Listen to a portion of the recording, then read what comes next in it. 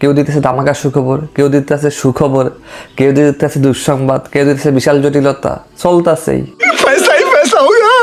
এদিকেই চলতেছে মূলত। যারা তাহলে ব্লগিং করে মূলত এদিকেই করতেছে। কারোর জন্য সুখবর, কারোর জন্য দুঃখবর চলতেছে। ভিসা পাবেন কি পাবেন এটার কোনো সিউরিটি নেই। কথা বুঝছেন নি? নুরুলস্তা অরিজিনাল হলে ভিসা পাবেন, বাট কবে নাগাদ পাবেন কেউ জানে না। এটাই চলতেছে। আর খবর এদিকেই 2025 ফ্লুসিতে কিন্তু মনে করেন কোঠা বাড়াইছে 1,10,000। ঠিক আছে, তো কি হয়েছে? টাকা দেন, টাকা পাবেন ভিসা নুরুলস্তা নাকি? এটাই তো। যারা আবেদন করবেন, টাকা আছে আবেদন করবেন, নুরুলস্তা বের হয়ে পাবেন। বাট কবে নাগাদ পাবেন এগুলোর কিন্তু সিউরিটি নেই, বুঝতে পারছেন? এই জন্যই সুখবর আর দুঃখবর চলতেছে।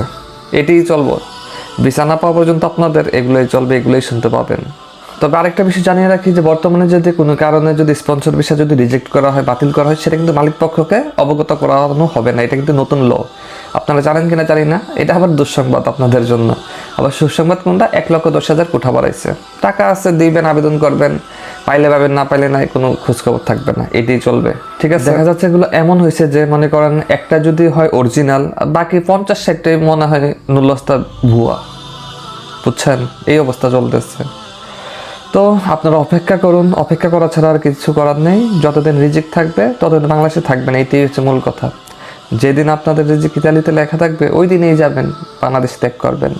সে পর্যন্ত যে যার ধর্মেতে আছেন প্রার্থনা করতে থাকেন। ঠিক আছে? ওকে, আল্লাহ হাফেজ। বিএফএস গ্লোবাল যদি নতুন কোনো আপডেট দেয় আপনাদেরকে জানাবো ইনশাল্লাহ। সে পর্যন্ত ভালো থাকুন, সুস্থ থাকুন।